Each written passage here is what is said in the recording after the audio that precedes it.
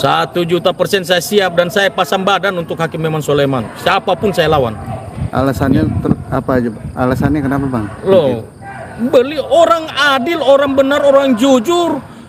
Harusnya kita pelihara, kita jaga, harus kita lindungi, bukan kita hancurkan. Kalau ada orang yang seperti Hakim Soleman ini lalu dia menegakkan keadilan terus kemudian kita hancurkan keadilan itu, lah gimana? Apakah rakyat kecil, orang miskin, kuli bangunan tidak boleh mendapat keadilan di negeri ini? Dia melakukan hal yang benar. Dia sudah memutuskan, dia sudah memeriksa perkara ini dan memutuskan secara seadil-adilnya. Dia periksa secara objektif, transparan, dan adil. Tidak ada yang tersembunyi. Lalu kenapa hal yang benar, hal yang baik tidak kita bela? Kan begitu. Nah, sempat ada komunikasi atau gimana Bang? Terkait kan kemarin sempat ada pelaporannya ya. Sampai hari ini saya tidak pernah komunikasi dengan Hakim Eman Soleman. Tetapi kalau misalnya beliau, mudah-mudahan beliau mendengar ini, lalu kemudian ya, tapi saya percaya sih perkaranya tidak mungkin naik lah, karena tidak ada kesalahan di sini dan tidak ada pelanggaran etik di sini. Makanya saya mau beritahu bahwa Peggy Setiawan juga sudah tidak ada sangkut paut apa-apanya lagi dengan kasus Vina dan Eki terkait putusan ini. Dan putusan ini juga saya yakinnya 1.000.000% tidak akan diproses, karena memang betul-betul tidak ada pelanggaran etik di situ. Bang, seberapa gergetnya sih Bang ketika ada pihak lain yang melaporkan Hakim Eman dari pandangan Abang sendiri ya? Saya tidak greget. Rupanya saya minta supaya kita berlaku adil. Kita penegak hukum ini, praktisi hukum, advokat, baik polisi, jaksa, hakim, semuanya kan ingin mencari keadilan. Tetapi kalau ada hakim yang adil, hakim yang benar, hakim yang jujur, hakim yang transparan, lalu kita menjolimi, saya juga nggak terima juga. Pasti saya akan marah juga. Saya akan bela habis-habisan. Oke Bang. Tapi sejauh ini Bang melihat pemberitaan nih terkait Hakim Eman, Abang sendiri menanggapinya seperti apa Bang? Menyedihkan nggak sih dengan adanya kabar yang kemarin itu? Oh, kalau mendengar berita dia dilapor dan segala macam, hati saya menangis terus terang aja, karena seolah-olah tidak boleh ada keadilan. Lalu kemudian salahnya Hakim Eman Soleman di mana? Ya kan? Kita sedih, orang benar dijolimi. Lalu apakah keadilan itu hanya punya orang kaya saja? Apakah keadilan itu hanya punya pejabat saja? Apakah keadilan itu hanya punya penguasa saja? Lalu kuli bangunan tidak boleh mendapatkan keadilan? Nah, ini kan sangat pilu, sangat sedih kita lihat orang-orang yang seperti ini. Kalau memang tidak mau lagi ada pra-peradilan, tidak boleh, hapus saja. Kalau nggak mau menghargai putusan pra-peradilan, hilangkan saja pra-peradilan itu. Ngapain ada pra-peradilan? Kan gitu. Tapi sejauh ini Bang Niko melihat sosok Hakim Eman seperti apa? Selain apa kinerjanya ya?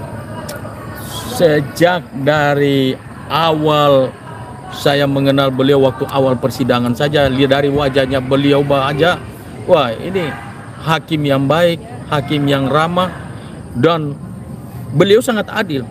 Ketika beliau memimpin persidangan, dua-dua diberikan kesempatan yang sama. Waktu kita replik, duplik, semuanya dikasih kesempatan jam yang sama. Saya bilang ke teman-teman, pasti permohonan kita dikabulkan. Karena kita bela orang yang benar, orang yang tidak bersalah. Begitu. Jadi ini benar-benar bukan mengada-ngada atau dibuat-buat, tapi memang dia hakim yang baik. Makanya saya bilang itu adalah malaikat yang turun dari surga menjelma dalam kehidupan Hakim Eman Soleman itu. Oke Bang, mungkin update Peggy katanya mau ke Bali, ini agendanya seperti apa nih Bang? Agendanya ya cuma pengucapan syukur karena kita juga lawyer juga.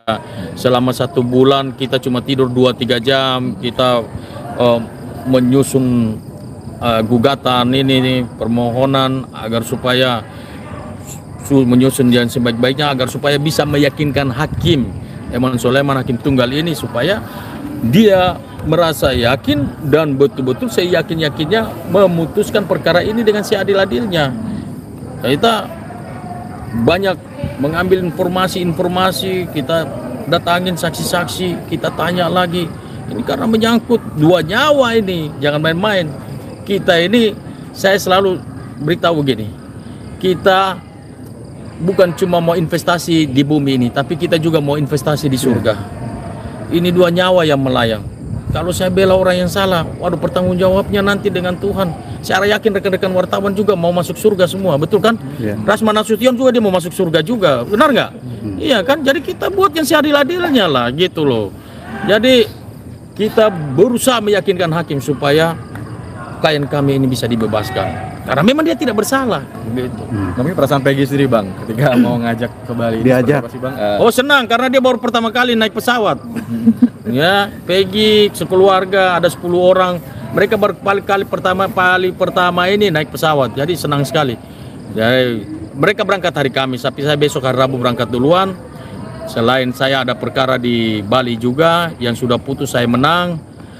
Terus kemudian saya persiapkan bis dan sebagainya untuk penjemputan Peggy dan rombongan. Berarti dari abang pribadi nih ya dikocek ya? Ya, kocek saya pribadi lah, tapi jelas uang itu uang dari Tuhan lah. Tuhan yang kasih. Bahasa Indonesia kan udah benar. Terima kasih. Saya terima dari Tuhan, saya kasih. Iya kan, saya terima dari Tuhan, saya kasih rekan-rekan wartawan juga. Kita bagi-bagi, ngopi-ngopi sama-sama, kan begitu kan? Jadi di Bali agendanya kemana aja? Agendanya nanti ke Tanah Lot, Bedogol, Uluwatu, ya, sampai 17 Agustus kita di sana lah. Kita meramaikan 17 Agustus di Bali. Berapa lama bang sana nanti sama Peggy? 3 hari, mulai dari 15, 16, 17. Ya. Reaksi orang tua Peggy khususnya ibunya ya, gimana? Oh senang, senang karena mereka siapa yang nggak mau jalan-jalan ke Bali? Kalau saya bilang ada rekan-rekan wartawan ke Bali pasti senang semua, ya kan? Jadi apalagi ini baru pertama kali mau naik pesawat kan, enggak.